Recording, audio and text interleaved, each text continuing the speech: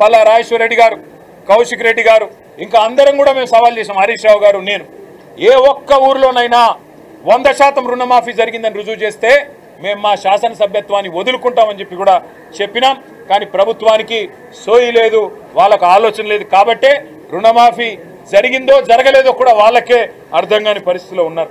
ఇంకా రైతు కూలీలకు ఆర్థిక సాయం అని చెప్పి నమ్మబలుకుతా ఉన్నారు. 1 కోటి మంది రైతు కూలీలకు ఎవరికైతే ఉన్నదో వారికి సాయం చేస్తామని మాట ఇచ్చి 12,000 రూపాయలని చెప్పి అబద్ధాలు చెప్పి ఇవాళ అది ప్రారంభించినామని చెప్తా ఉన్నారు.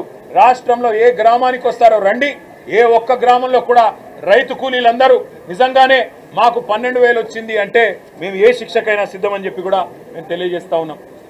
ఒక్క మాటలో ఈ బడ్జెట్ గురించి చెప్పాలి అంటే నిన్నటిదాకా 20% కమిషన్ గవర్నమెంట్ ఇది.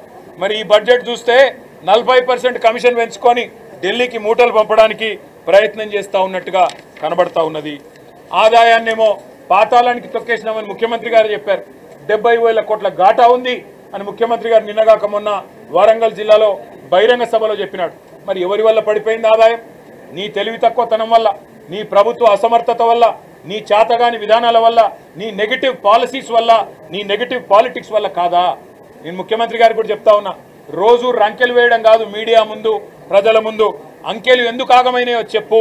రంకెలు వేయడం ఈజీ, కానీ అంకెలు ఎందుకు ఆగమైనాయి, ఎందుకు ఆర్థిక పరిస్థితి అధ్వానంగా మారిందో చెప్పు. భట్టి గారు గత సంవత్సరం బడ్జెట్లో పెద్ద డైలాగ్ కొట్టినారు.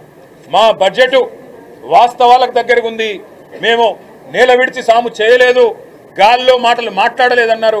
మరి ఇలా భట్టి గారిని అడుగుతా ఉన్నా, ఎందుకు మరి మీ బడ్జెట్ అంచనాలకు చేరుకోలేకపోయింది?